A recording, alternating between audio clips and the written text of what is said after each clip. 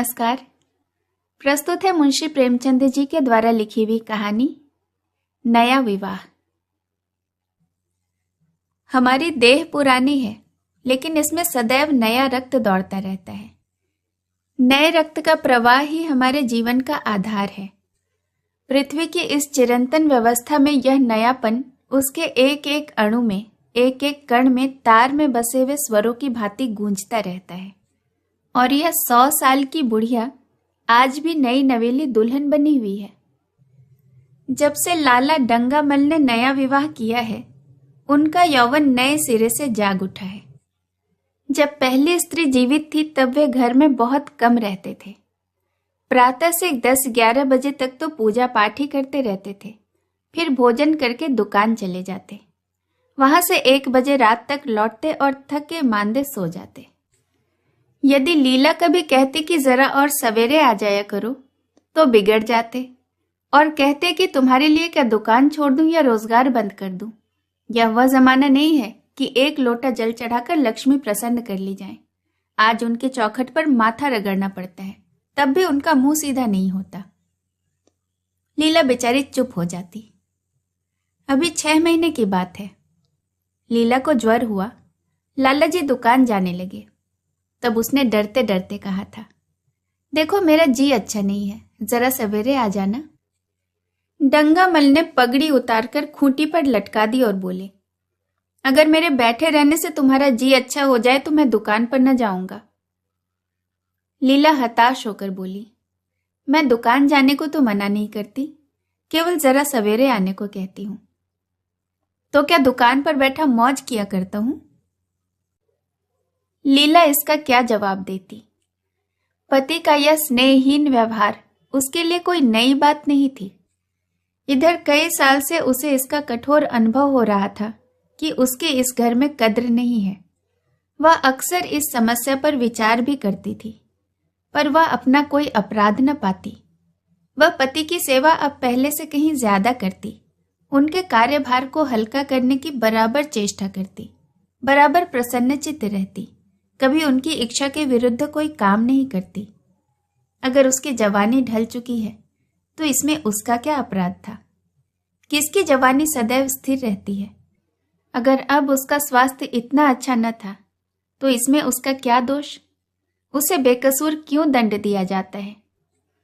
उचित तो यह था कि 25 साल का यह सचर्य अब एक गहरी मानसिक और आत्मिक अनुरूपता का रूप धारण कर लेता, जो दोष को गुण बना लेता, जो पके फल की तरह ज्यादा रसीला, ज्यादा मीठा, ज्यादा सुंदर हो जाता। लेकिन लाला जी का वणिक हृदय हर एक पदार्थ को वाणिज्य की तराजू से तौलता था। बूढ़ी गाय जब दूध न दे सकती है, न बच्चे, तब उसके लिए गौशाला ही सबसे अच्छी जगह है। उनके विचार में लीला के लिए इतना ही काफी था कि वह घर की मालकिन बनी रहे, आराम से खाए और पड़ी रहे। उसे अख्तियार है कि चाहे जितने जेवर बनवाए, चाहे जितना स्नान व पूजा करे, केवल उनसे दूर रहे। मानव प्रकृति की जटिलता का एक रहस्य यह था कि डंगामल जिस आनंद से लीला को वंचित रखना चाहते थे, जिसकी उसके लिए कोई जरूरत ही न समझते थे, खुद उसी के लिए सदैव प्रयत्न करते रहते थे।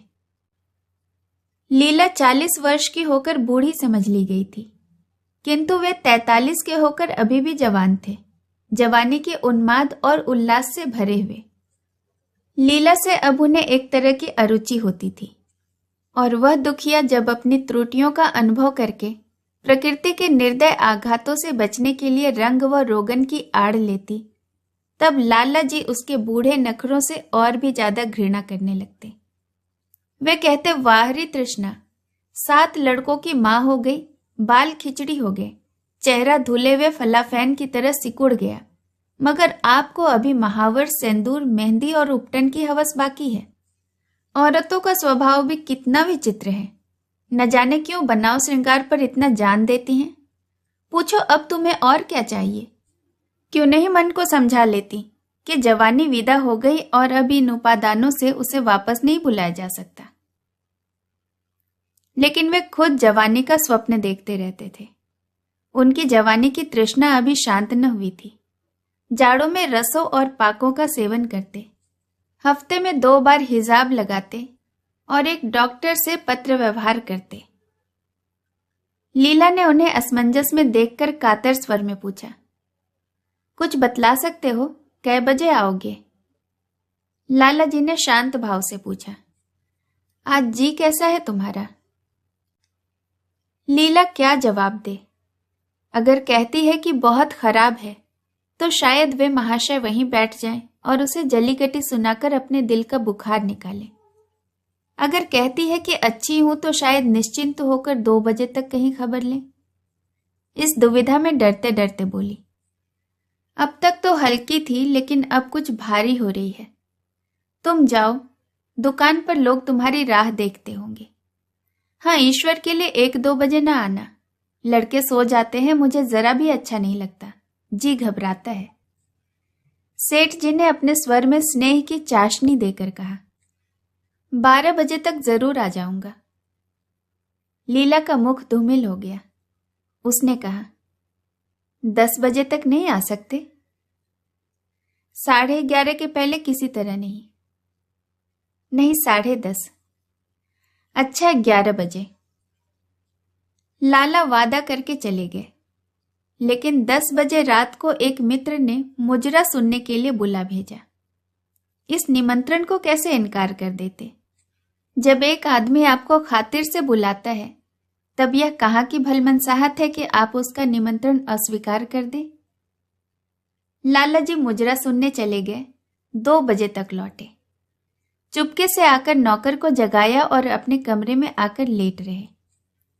लीला उनकी राह देखती, प्रति क्षण विकल वेदना का अनुभव करती हुई न जाने कब सो गई।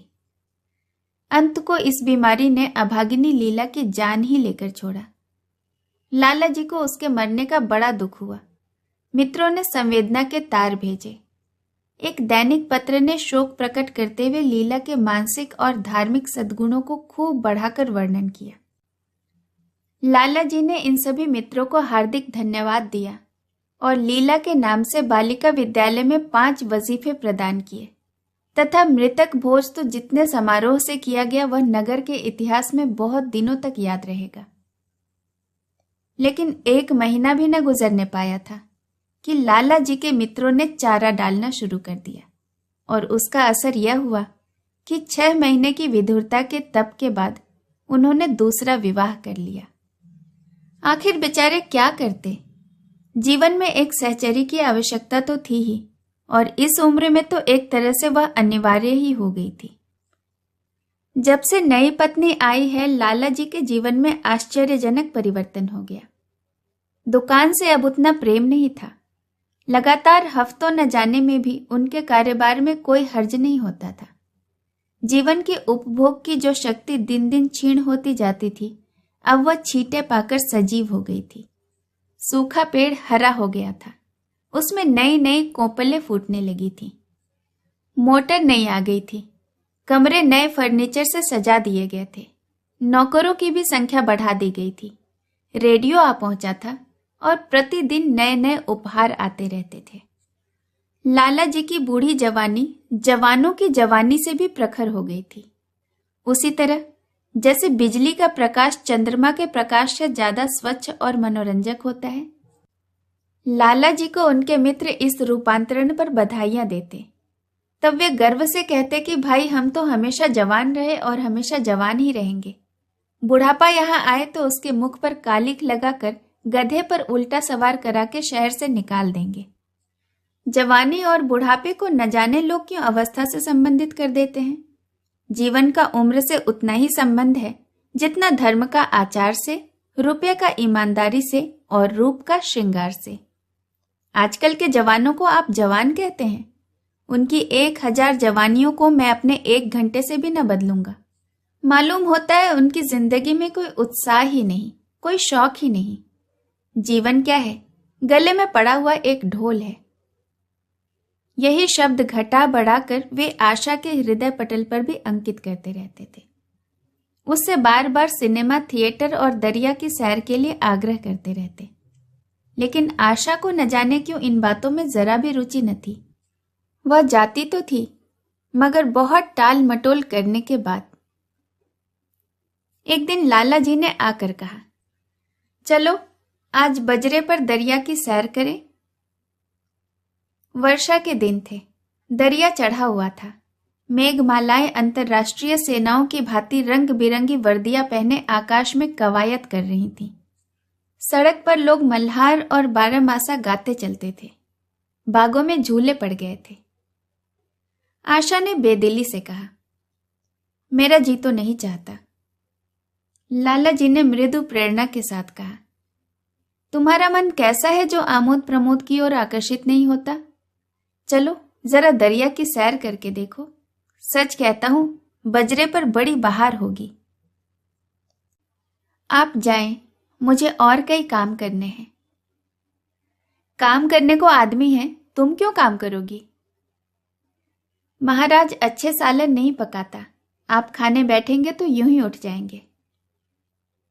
आशा अपने अवकाश का बड़ा भाग लाला जी के लिए तरह तरह का भोजन पकाने में ही लगाती थी।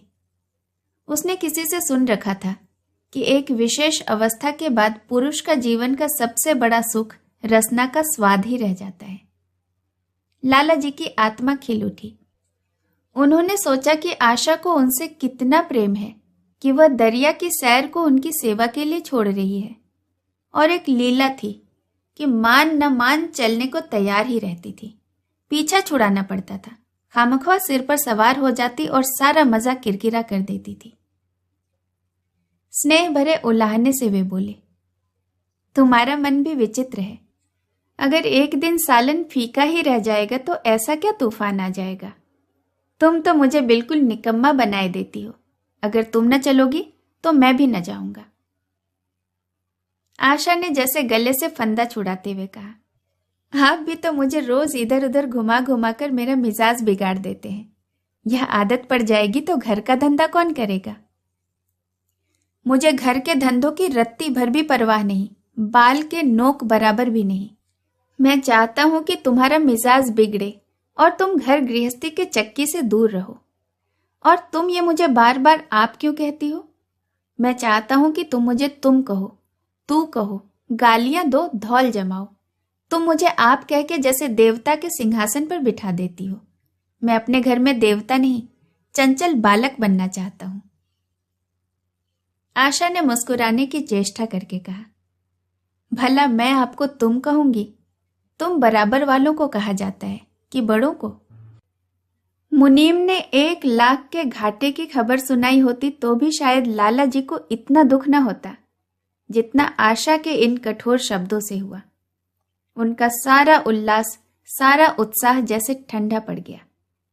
सिर पर बांकी रखी हुई फूलदार टोपी, गले में पड़ी हुई जोगिये रंग की चुनी हुई रेशमी चादर, वह तंजेब का बेलदार कुर्ता जिसमें सोने के बटन लगे हुए थे, यह सारा ठाठ उन्हें हास्यपद जान पड़ने लगा, जैसे वह सारा नशा किसी मंत्र से उतर गया हो। निराश होकर बोले, तो तुम्हें चलना है या नहीं? मेरा जी नहीं चाहता। तो मैं भी न जाऊं? मैं आपको कब मना करती हूं? फिर आप कहा? आशा ने जैसे भीतर से जोर लगाकर कहा, तुम। और उसका मुखमंडल लज्जा से आरक्त हो गया। हाँ, इसी तरह तुम कहा करो। तो तुम नहीं चल रही हो? अगर मैं कहूं तुम्हें चलना पड़ेगा, तब चलूंगी। आपकी आज्ञा मानना मेरा धर्म जो है। लाला जी आज्ञा न दे सके। आज्ञा और धर्म जैसे शब्द उनके कानों में चुभने से लगे। खिसियाए वे बाहर को चले। उस वक्त आशा को उन पर दया आ गई और बोली, तो कब तक लौटोगे? मैं नहीं जा रहा हूं। अच्छा, तो मैं भी चलती हूं। जैसे कोई जिद्दी लड़का रोने के बाद अपनी इच्छित वस्तु पाकर उसे पैरों से ठुकरा देता है, उसी तरह लाला जी ने मुंह बनाकर कहा, तुम्हारा जी नहीं करता तो न चलो, मैं आग्रह नहीं करता। आप नहीं, तुम बुरा मान जाओगे। आशा गई, लेकिन उमंग से नहीं। जिस मामूली वेश में थी उसी तरह चल खड़ी हुई। न कोई सजीली साड़ी, न जड़ाऊ गहने, न कोई श्रृंगार, जैसे कोई विधवा हो। ऐसी ही बातों पर लाला जी मन में झुंझला उठते थे। ब्याह किया है जीवन का आनंद उठाने के लिए, झिलमिलाते हुए दीपक में तेल डालकर उसे और चटक करने के लिए। अगर दीपक का प्रकाश तेज न हुआ तो तेल डालने से क्या लाभ? न जाने इसका मन क्यों इतना शुष्क और नीरस है, जैसे कोई उसर का पेड़ हो। कितना ही पानी डालो उसमें हरी पत्तियों के दर्शन न होंगे। जड़ाऊ गहनों से भरी पेटियां खुली हुई हैं, कहां कहां से मंगवाए, दिल्ली से, कलकत्ते से, कैसी कैसी बहुमूल्य साड़ियां रखी हुई हैं, एक नहीं सैकड़ों, पर केवल संदूक में कीड़ों का भोजन बनने के लिए। दरिद्र घर की लड़कियों में यही ऐब होता है, उनकी दृष्टि सदैव संकीर्ण रहती है। न खा सकें, न पहन सकें, न दे सकें। उन्हें तो खजाना भी मिल जाए तो यही सोचती रहेंगी कि खर्च कैसे करें। दरिया की सैर तो हुई, पर विशेष आनंद न आया। कई महीने तक आशा की मनोवृत्तियों को जगाने का असफल प्रयास करके लाला जी ने समझ लिया कि इसकी पैदाइश ही मुहर्रमी है, लेकिन फिर भी वे निराश न हुए। ऐसे व्यापार में एक बड़ी रकम लगाने के बाद उसमें अधिक से अधिक लाभ उठाने की वणिक प्रवृत्ति को कैसे त्याग देते? विनोद की नई नई योजनाएं पैदा की जाती। ग्रामोफोन अगर बिगड़ गया है, गाता नहीं या साफ आवाज नहीं निकलती है, तो उसकी मरम्मत करानी पड़ेगी। उसे उठाकर रख देना तो मूर्खता है। इधर बूढ़ा महाराज एकाएक बीमार होकर घर चला गया था और उसकी जगह एक 17-18 साल का जवान लड़का आ गया। कुछ अजीब गंवार था, बिल्कुल झंगड़ उजड़, कोई बात ही न समझता था। जितने फुलके बनाता उतनी तरह के। हाँ, एक बात समान होती, सब बीच में से मोटे होते और किनारे पतले। दाल कभी तो इतनी पतली होती जैसे चाय, कभी इतनी गाढ़ी जैसे दही। नमक कभी इतना कम कि बिल्कुल फीकी, कभी इतना तेज कि नींबू का शौकीन। आशा हाथ मुंह धोकर चौके में पहुंच जाती और इस डपोर शंख को भोजन पकाना सिखाती। एक दिन उसने कहा, तुम कितने नालायक आदमी हो जुगल। आखिर इतनी उम्र तक तुम घास खोदते रहे या भेड़ झोंकते रहे कि फुलके तक नहीं बना सकते? जुगल आंखों में आंसू भरकर कहता, बहू जी अभी मेरी उम्र ही क्या है, 17वां ही तो पूरा हुआ है। आशा को उसकी बात पर हंसी आ गई। उसने कहा, तो रोटियां पकाना क्या 10-5 साल में आता है? आप 1 महीना सिखा दे बहू जी, फिर देखिए मैं आपको कैसे फुलके खिलाता हूं कि जी खुश हो जाए। जिस दिन मुझे फुलके बनाने आ जाएंगे मैं आपसे कोई इनाम लूंगा। सालन तो अब मैं कुछ कुछ बनाने लगा हूं, क्यों? आशा ने हौसला बढ़ाने वाले मुस्कुराहट के साथ कहा, सालन भी बनाना नहीं आता। अभी कल ही नमक इतना तेज था कि खाया न गया, मसाले में कचांद आ रही थी। जब मैं सालन बना रहा था तब आप यहां कब थीं? अच्छा, तो मैं जब यहां बैठी रहूं तभी तुम्हारा सालन बढ़िया पकेगा। आप बैठी रहती हैं तब मेरी अकल ठिकाने रहती है। आशा को जुगल की इन भोली बातों पर खूब हंसी आ रही थी। हंसी को रोकना चाहती थी, पर वह इस तरह निकल पड़ती जैसे भरी बोतल उड़ेल दी गई हो। और मैं नहीं रहती तब तो आपके कमरे के द्वार पर जा बैठता हूं, वहां बैठकर अपनी तकदीर को रोता हूं। आशा ने हंसी को रोक कर पूछा, क्यों? रोते क्यों हो?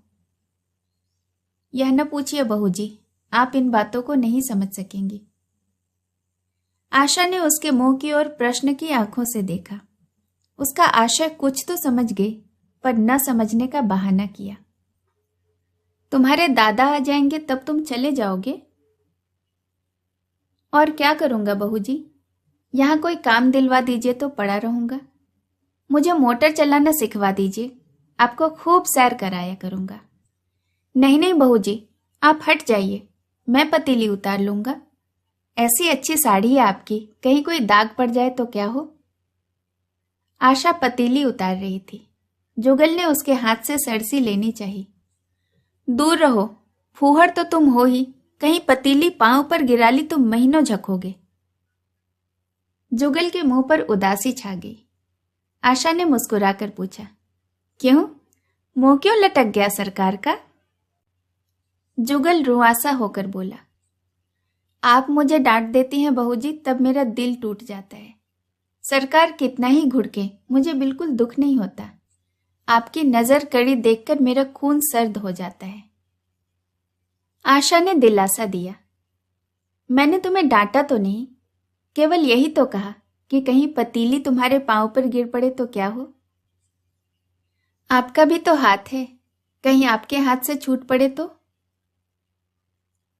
लाला डंगामल ने रसोई के द्वार पर आकर कहा, आशा जरा यहां तो आना, देखो तुम्हारे लिए कितने सुंदर गमले लाया हूं, तुम्हारे कमरे के सामने रखे जाएंगे। तुम यहां क्यों धूल धक्कड़ में हलकान होती हो? इस लड़के को कह दो कि जल्दी महाराज को बुलाए, नहीं तो मैं कोई दूसरा आदमी रख लूंगा। महाराजों की कमी नहीं है। आखिर कब तक कोई रियायत करे? गधों को जरा भी तमीज नहीं आती। सुनता है जुगल, लिख दे जाकर अपने बाप को। चूल्हे पर तवा रखा हुआ था। आशा रोटियां बेलने में लगी हुई थी। जुगल तवे के लिए रोटियों का इंतजार कर रहा था। ऐसी हालत में भला आशा कैसे गमले देखने जाती? उसने कहा, जुगल रोटियां टेढ़ी मेढ़ी कर देगा। लाला जी ने कुछ चिढ़कर कहा, अगर रोटियां टेढ़ी मेढ़ी बेलेगा तो निकाल दिया जाएगा। आशा अनसुनी करके बोली, 10-5 दिन में सीख जाएगा, निकालने की क्या जरूरत है। तुम आकर बतला दो कि गमले कहाँ रखे जाएं। कहती तो हूं, रोटियां बेलकर आई जाती हूं। नहीं, मैं कहता हूं तुम रोटियां मत बेलो। आप तो खामखा जिद करते हैं। लाला जी सन्नाटे में आ गए। आशा ने कभी इतनी रुखाई से उन्हें जवाब न दिया था, और यह केवल रुखाई न थी, इसमें कटुता भी थी। लज्जित होकर चले गए। उन्हें ऐसा क्रोध आ रहा था कि इन गमलों को तोड़कर फेंक दें और सारे पौधों को चूल्हे में डाल दें। जुगल ने सहमे हुए स्वर में कहा, आप चली जाए बहू जी, सरकार बिगड़ जाएंगे। बको मत, जल्दी जल्दी फुलके सेको, नहीं तो निकाल दिए जाओगे। और आज मुझसे रुपये लेकर अपने लिए कपड़े बनवा लो। भिखमंगों की सी सूरत बनाए घूमते रहते हो, और बाल क्यों इतने बढ़ा रखे हैं? कोई नाई तुम्हें नहीं जुटता? जुगल ने दूर की बात सोची, बोला, कपड़े बनवा लूं तो दादा को हिसाब क्या दूंगा? अरे पागल, मैं हिसाब देने को नहीं कहती, मुझसे ले जाना। जुगल जाहिलपन की हंसी हंसा, आप बनवाएंगी तो अच्छे कपड़े खरीदूंगा। खद्दर के मलमल का कुर्ता, खद्दर की धोती, रेशमी चादर, अच्छा सा चप्पल। आशा ने मीठी मुस्कान से कहा, और अगर इतने अपने दाम से बनवाने पड़े तो? तब कपड़े ही क्यों बनवाऊंगा। बड़े चालाक हो तुम। जुगल ने अपनी बुद्धिमत्ता का प्रदर्शन किया। आदमी अपने घर में सूखी रोटियां खाकर रहता है, लेकिन दावत में तो अच्छे अच्छे पकवान खाता है। वहां भी यदि सूखी रोटियां मिले तो दावत में जाए ही नहीं। यह सब मैं नहीं जानती। एक गाढ़े का कुर्ता बनवा लो और एक टोपी ले लो। हजामत के लिए 2 आने पैसे ऊपर से ले लो। जुगल ने मना करके कहा, रहने दीजिए, मैं नहीं लेता। अच्छे कपड़े पहनकर निकलूंगा तो आपकी याद आवेगी। सड़ियल कपड़े पहनकर तो और जी जलेगा। तुम स्वार्थी हो, मुफ्त के कपड़े लोगे और साथ में बढ़िया भी। जब यहां से जाने लगूं तब आप मुझे अपना एक चित्र दीजिएगा। मेरा चित्र लेकर क्या करोगे? अपनी कोठरी में लगाऊंगा और नित्य देखा करूंगा। बस वही साड़ी पहनकर खिंचवाना जो कल पहनी थी, और वही मोतियों की माला भी। मुझे सुनी सुनी सूरत अच्छी नहीं लगती। आपके पास तो बहुत गहने होंगे, आप पहनती क्यों नहीं? तो तुम्हें गहने अच्छे लगते हैं? बहुत। लाला जी ने फिर आकर जलते हुए मन से कहा, अभी तक तुम्हारी रोटियां नहीं पकी जुगल। अगर कल से तूने अपने आप अच्छी रोटियां न पकाई तो मैं तुझे निकाल दूंगा। आशा ने तुरंत हाथ मुंह धोया और बड़े प्रसन्न मन से लाला जी के साथ गमले देखने गई। इस समय उसकी छवि में प्रफुल्लता की रौनक थी। बातों में जैसे शक्कर घुली हुई थी। लाला जी का सारा खिसियानापन मिट गया। उसने गमलों को मुग्धा आंखों से देखा। उसने कहा, मैं इनमें से कोई गमला न जाने दूंगी। सब मेरे कमरे के सामने रखवा देना। सब। कितने सुंदर पौधे हैं। वाह, इनके हिंदी नाम भी मुझे बतला देना। लाला जी ने छेड़ा। सब गमले क्या करोगी? 10-5 पसंद कर लो, शेष मैं बाहर रखवा दूंगा। जी नहीं, मैं एक भी नहीं छोड़ूंगी, सबके सब यहीं रखे जाएंगे। बड़ी लालचिन हो तुम। लालचिन ही सही, मैं आपको एक भी न दूंगी। 2-4 तो दे दो, इतनी मेहनत से लाया हूं। जी नहीं, इनमें से एक भी नहीं मिलेगा। दूसरे दिन आशा ने अपने आप को आभूषण से खूब सजाया और फिरोजी रंग की साड़ी पहनकर निकली। तब लाला जी की आंखों में ज्योति आ गई। समझे अवश्य ही अब उनके प्रेम का जादू कुछ कुछ चल रहा है, नहीं तो उनके बार बार आग्रह करने पर भी, बार बार याचना करने पर भी उसने कोई आभूषण न पहना था। कभी कभी मोतियों का हार गले में डाल लेती, वह भी ऊपरी मन से। आज वह आभूषणों से अलंकृत होकर फूली नहीं समाती, इतराई जाती है, मानो कहती है कि देखो मैं कितनी सुंदर हूं। पहले जो बंद कली थी, आज वह खिल गई थी। लाला जी पर घड़ों नशा चढ़ा हुआ था। वे चाहते थे उनके मित्र और बंधु वर्ग आकर इस सोने की रानी के दर्शनों से अपनी आंखें ठंडी करें, देखें कि वह कितनी सुखी, संतुष्ट और प्रसन्न है। जिन विद्रोहियों ने विवाह के समय तरह तरह की आशंकाएं की थी, वे आंखें खोलकर देखे कि डंगामल कितना सुखी है। विश्वास, अनुराग और अनुभव ने चमत्कार किया है। उन्होंने प्रस्ताव किया, चलो कहीं घूम आए, बड़ी मजेदार हवा चल रही है। आशा इस वक्त कैसे जा सकती थी? अभी उसे रसोई में जाना था, वहां से कहीं 12-1 बजे फुर्सत मिलेगी, फिर घर के दूसरे धंधे सिर पर सवार हो जाएंगे। सैर सपाटे के पीछे क्या घर चौपट कर दे? सेठ जी ने उसका हाथ पकड़ लिया और कहा, नहीं, आज मैं तुम्हें रसोई में जाने न दूंगा। महाराज के किए कुछ न होगा तो आज उसकी शामत भी आ जाएगी। आशा के मुख पर से प्रफुल्लता जाती रही, मन भी उदास हो गया। एक सोफे पर लेट कर बोली, आज न जाने क्यों कलेजे में मीठा मीठा दर्द हो रहा है। ऐसा दर्द कभी न होता था। सेठ जी घबरा उठे। यह दर्द कब से हो रहा है? हो तो रहा है रात से ही, लेकिन अभी कुछ कम हो गया था, अब फिर से होने लगा है। रह रह कर जैसे कभी चुभन हो जाती है। सेठ जी एक बात सोचकर दिल ही दिल में फूल उठे। अब वे गोलियां रंग ला रही हैं। राजवैद्य जी ने कहा था कि जरा सोच समझकर इनका सेवन कीजिएगा। क्यों न हो, खानदानी वैद्य जो हैं, इनके बाप बनारस के महाराज के चिकित्सक थे। पुराने और परीक्षित नुस्खे हैं इनके पास। उन्होंने कहा, तो रात से ही यह दर्द हो रहा है? तुमने मुझसे कहा नहीं तो वैद्य जी से कोई दवा मंगवाता। मैंने समझा था आप ही आप अच्छा हो जाएगा, मगर अब बढ़ रहा है। कहाँ दर्द हो रहा है, जरा देखूं, कुछ सूजन तो नहीं है? सेठ जी ने आशा के आंचल की तरफ हाथ बढ़ाया। आशा ने शर्माकर सिर झुका लिया। उसने कहा, यह तुम्हारी शरारत मुझे अच्छी नहीं लगती। मैं अपनी जान से मरती हूं और तुम्हें हंसी सूझती है। जाकर दवा ला दो। सेठ जी अपने पुरुषत्व का यह डिप्लोमा पाकर उससे कहीं ज्यादा प्रसन्न हुए जितना राय बहादुरी पाकर होते। इस विजय का डंका पीटे बिना उन्हें कैसे चैन आ सकता था? जो लोग उनके विवाह के विषय में द्वेष में टिप्पणियां कर रहे थे, उन्हें नीचा दिखाने का कितना अच्छा अवसर हाथ आया है, और इतनी जल्दी। पहले पंडित भोलानाथ के पास गए और भाग्य ठोक कर बोले, भाई मैं तो बड़ी विपत्ति में फंस गया। कल से उनके कलेजे में दर्द हो रहा है, कुछ बुद्धि काम नहीं करती। कहती है ऐसा दर्द पहले कभी नहीं हुआ। भोलानाथ ने कुछ हमदर्दी न दिखाई। सेठ जी यहां से उठकर अपने दूसरे मित्र लाला फागमल के पास पहुंचे और उनसे भी लगभग इन्हीं शब्दों में कोई शोक संवाद कहा। फागमल बड़ा शोहदा था, मुस्कुराकर बोला, मुझे तो आपकी शरारत मालूम होती है। सेठ जी की आंखें जगमगा उठी थीं, मन में यौवन की भावना प्रबल हो उठी थी और साथ ही उनके मुख पर यौवन की झलक भी आ गई थी। छाती जैसे कुछ फैल गई थी।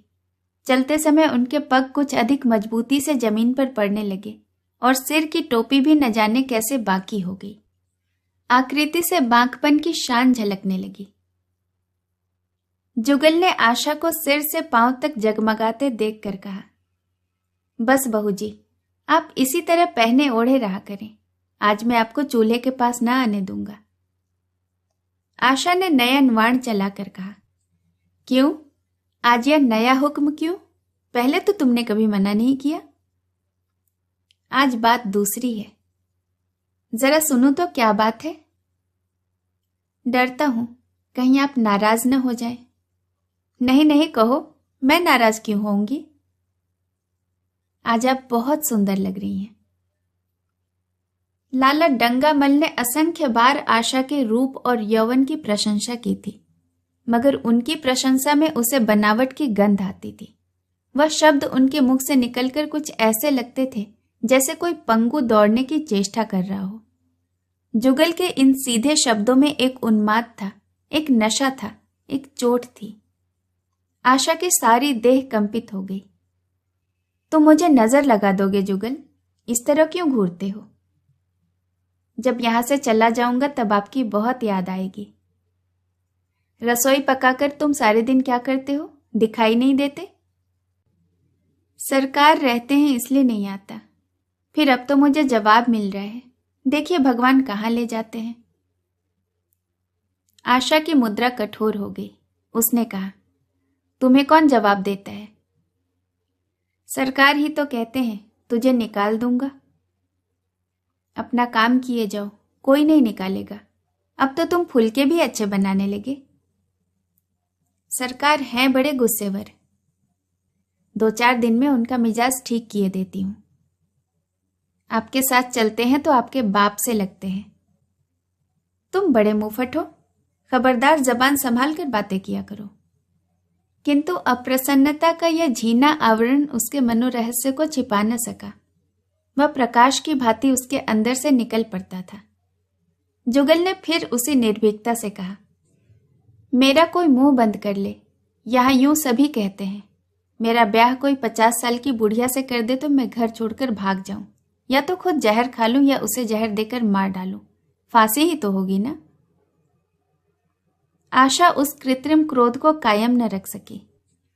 जुगल ने उसके हृदय वीणा के तारों पर मिजराब की एक ऐसी चोट मारी थी कि उसके बहुत जब्त करने पर भी मन की व्यथा बाहर निकल आई। उसने कहा, भाग्य भी तो कोई वस्तु है। ऐसा भाग्य जाए भाड़ में। तुम्हारा ब्याह किसी बुढ़िया से ही करूंगी, देख लेना।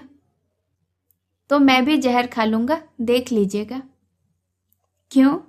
बुढ़िया तुम्हें जवान स्त्री से ज्यादा प्यार करेगी, ज्यादा सेवा करेगी, तुम्हें सीधे रास्ते पर रखेगी। यह सब माँ का काम है। बीवी जिस काम के लिए है उसी काम के लिए है। आखिर बीवी किस काम के लिए है? मोटर की आवाज आई। न जाने कैसे आशा के सिर का अंचल खिसक कर कंधों पर आ गया। उसने जल्दी से आंचल खींचकर सिर पर कर लिया और यह कहती हुए अपने कमरे की ओर लपकी कि लाला भोजन करके चले जाएं, तब आना। कहानी सुनने के लिए बहुत बहुत धन्यवाद।